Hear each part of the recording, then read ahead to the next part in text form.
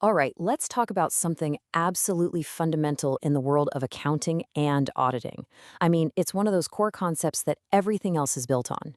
Today, we're going to tackle the big question: what exactly is a general ledger? So glad you're here. Whether you're an accounting student just getting started, a new auditor, or even a seasoned pro who wants a quick refresher, you are in exactly the right place. Welcome to the Audit Guidebook channel. And just so you know, this explainer is actually Module 5 in our bigger accounting series. So after this, feel free to check out the other modules on the channel to keep building on what you've learned. Okay, let's start with a really important question. Think about it.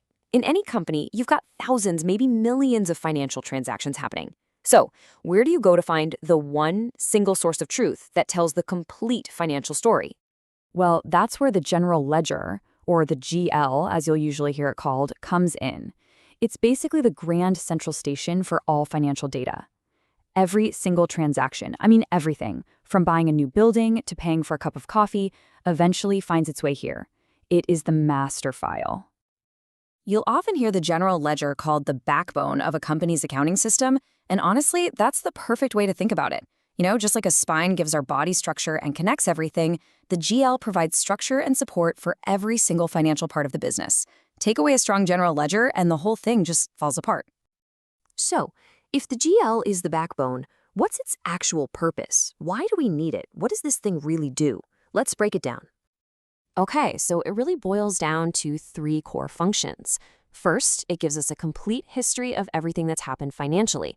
This creates that all-important audit trail that we as auditors absolutely depend on. Second, all that information is what we use to create the key financial statements, the balance sheet, the income statement. And third, those statements are what let everyone track the financial health of the business. And you can see how these are all connected, right? You really can't have one without the others. All right, so we've covered the why. Now let's dive into the how. How does the information actually get into the general ledger? Let's take a look at the anatomy of a financial entry. To really get the flow, you have to understand the structure first. So, if the GL is the backbone, think of these account types as the individual vertebrae. Every single transaction gets sorted into one of these 5 buckets: assets, liabilities, equity, revenue, or expenses. This is how we bring order to the chaos of daily business. And this brings us to the journey of a transaction. It's a really clear 3-step process. First, a transaction gets recorded in what's called a subjournal, like a sales journal, for instance. Then, these entries are summarized and, here's the key word, posted to the general ledger. That posting is the actual transfer of data. And finally, the balances from the GL are what we use to build the financial statements. As an auditor, tracing this journey is a huge part of the job. Let's look at a quick, practical example to make this real. Imagine a company provides a service and gets paid in cash. 2 things happen here. The cash account, which is an asset, goes up, and that's recorded as a debit.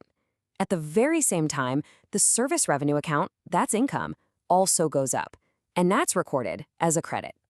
This is double entry bookkeeping in a nutshell, and both sides of this transaction get posted to their accounts in the general ledger. So, let's pull this all together.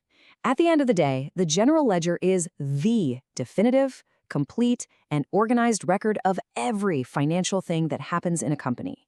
It's that reliable backbone that makes accurate financial reporting even possible.